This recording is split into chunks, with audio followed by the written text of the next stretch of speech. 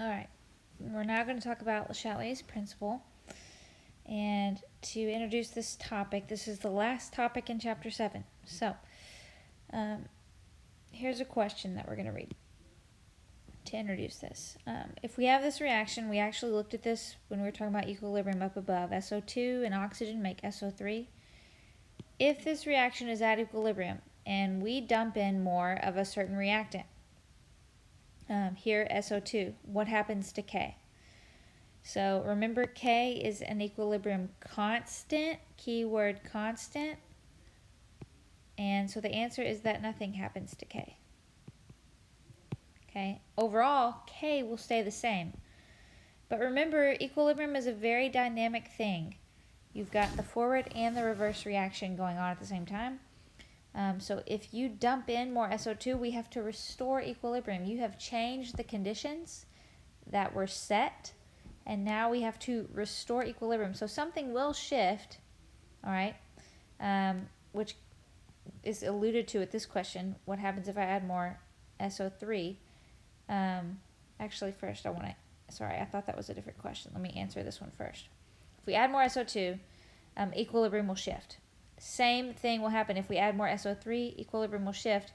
It'll shift different directions, okay? If we add more SO2, we're going to ramp up the forward reaction so that we use some of it up. And we're going to make more SO3. So we're going to increase the concentration of SO3. We'll make a little more SO3. Vice versa, if we add more SO3, then the reverse reaction will be ramped up to use up some of that SO3, and we will make a little bit more of our reactants, okay? So things shift a little bit if we start dumping things into our equation, changing equilibrium conditions. And that principle, what I just outlined in a kind of very rough way probably, that is LeChatelier's principle. Let me give you the actual definition for it. LeChatelier's principle says when stress is applied to a system at equilibrium, the equilibrium concentrations shift to relieve the stress. What that means, and what we just kind of played around with, the ideas that we talked about up here, is that if we increase the concentration of a reactant, we dump in some more reactant to our whole setup and reaction or experiment, things will shift to the right, okay? The forward reaction will happen, and you will make some more product. We're going to use up some of the reactant that we dumped in. If we increase the concentration of product, we dump in some of our product to our system, our experiment. The equation will shift left, the reverse reaction will happen, and we'll make some more of a reactant to try to restore equilibrium conditions. But going back to the equation, when stress is applied to a system, what can stress be? Stress can be changes in concentration,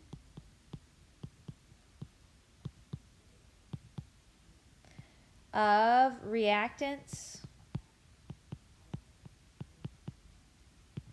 or products, not just one or the other. Okay?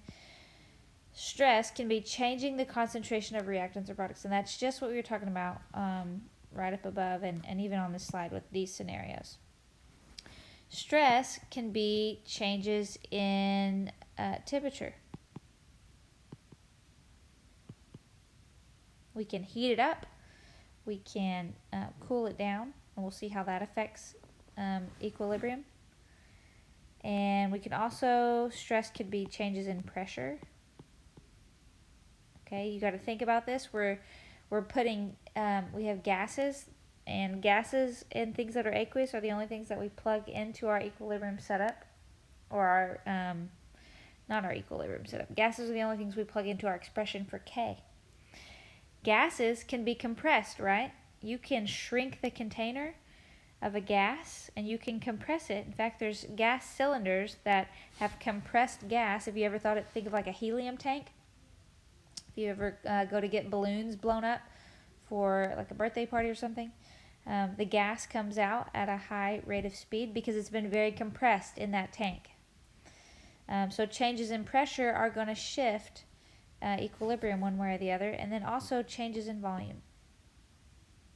Those can affect equilibrium, and LeChatelier's principle can kick in and happen based on those things.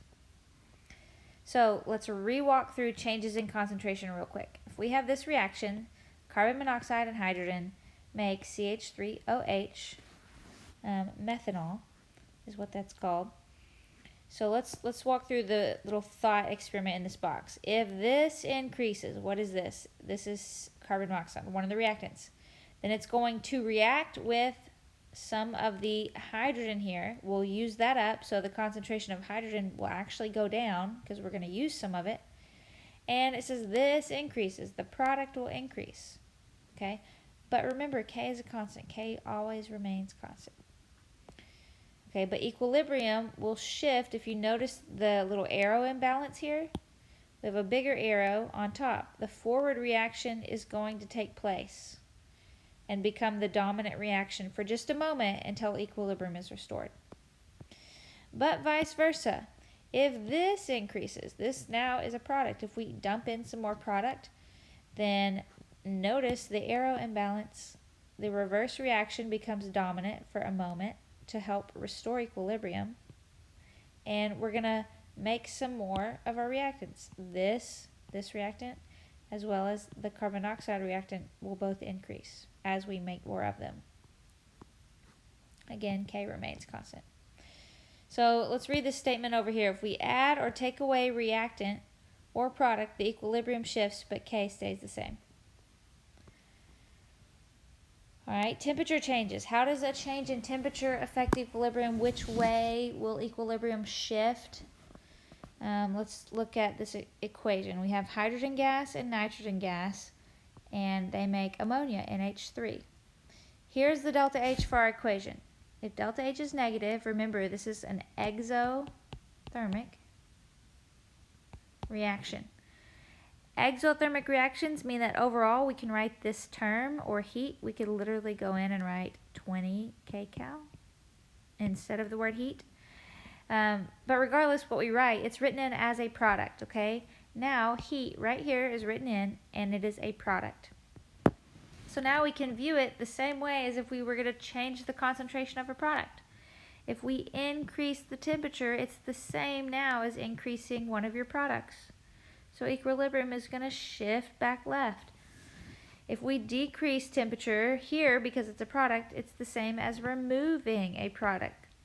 So equilibrium will shift right to replace what we took away.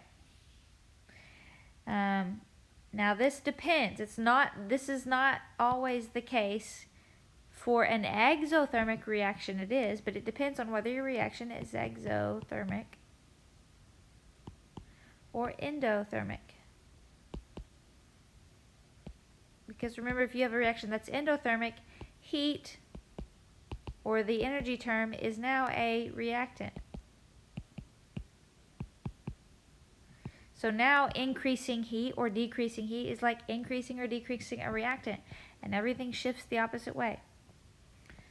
Let's look at an example. I want you to do this one, pause me, honestly, and try it on your own, and then hit play and see if you get it right. So we have nitrogen gas and oxygen gas make 2 molecules of nitrogen monoxide. Here's the associated delta H. What do you notice? It's positive. Positive. So this is endothermic.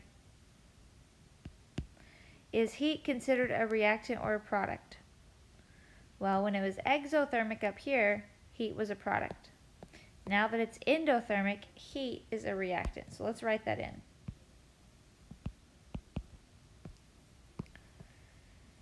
So now what happens if we increase the temperature? That is like increasing the concentration of heat, which is a reactant. And how will equilibrium shift? Equilibrium will shift to the right if we increase the temperature, if we increase the concentration of reactant. What happens if we decrease the temperature? If we decrease it, it will shift back to the left to replace what we took away, some of the heat, to restore equilibrium. All right, any I almost just said, any questions on that? If you do have questions, please be typing them down or writing them down, and you can certainly email me. We're almost done. We have, I believe this is the last one. And then there's some review. We'll save this review for later. Pressure changes. How do we determine how equilibrium will shift to be restored if we're changing pressure? Well, number one, here's the rules. Count up the number of moles of gas on each side. Count up the number of moles of gas. So let's do that. If we have a reaction down here, I have 3 moles of hydrogen gas plus 1 mole of nitrogen gas. Total, that is 4 moles of gas. Product side, I just have 2 moles of gas. So we have more moles of gas on the reactant side for this equation. Now, here's what will happen. If we increase the pressure, what's going to happen is equilibrium, I'm going to write this up here, sorry I'm jumping around, but equilibrium will shift to the side with fewer moles of gas. If we increase pressure, equilibrium will shift to the side with fewer moles of gas. So if we increase pressure, I'm reading down here now, on this reaction, it'll shift to the side with fewer moles of gas. 4 moles of gas will combine into 2 moles of gas to relieve the pressure. It will shift right. If we decrease the pressure, 2 moles of gas break down into 4 moles of gas to increase pressure. So now if we decrease pressure, it will shift. Equilibrium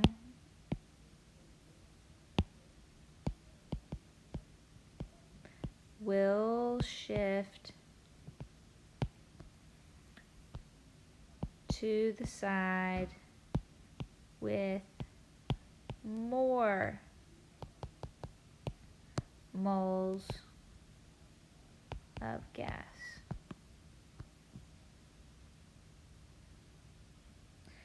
Alright, last thing and then we're done. I want you to practice with this equation here. We have solid sodium bicarbonate and it is decomposing into sodium carbonate and liquid water and CO2. Here, what happens if we increase pressure? Well, let's follow our steps. Number one, count up the number of moles on each side, moles of gas, that is. Here we have 0 moles of gas. And on the product side, we have 1 mole of gas. I did not even check to see if we're balanced, but I think we are. Looks like we are. Yeah, we are. Alright, so we have 0 moles of gas on the reactant side, 1 mole of gas on the product side. What happens if we increase the pressure here? Well, we said an increase in pressure means equilibrium shift to the side with fewer moles of gas. So this way, if we increase pressure, it'll shift to the side with fewer moles of gas. If we decrease pressure, said it will shift to the side with more moles of gas. So decreasing, shift to the side with more moles of gas. Alright, so LeChatelier's principle is all about predicting which way equilibrium will shift, left or right, forward or reverse, based on different stresses, changes in temperature, pressure, and concentration that we apply to the system. Okay?